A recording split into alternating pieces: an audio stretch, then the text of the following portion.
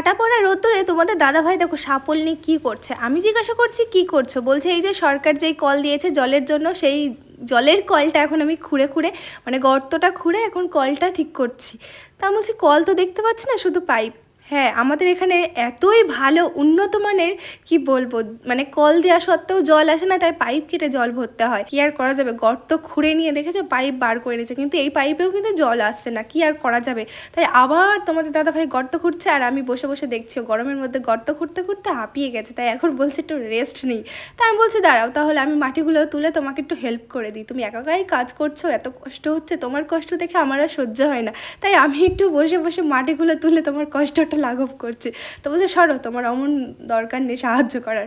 তারপরে দেখি ও নিজে নিজেই করছে, আর দেখো যেই পাইপটা ছিল সেই পাইপ কেটে দিয়েছে আর এখন একটু জল পড়ছে। তো যাই হোক, এইভাবেই আমরা জল ভরি, আর কি করা যাবে, সরকার যদি ভালো তো কল না দেয় তাহলে আর কি করবো। যাই হোক, আজকের মতো টাটা, বাই।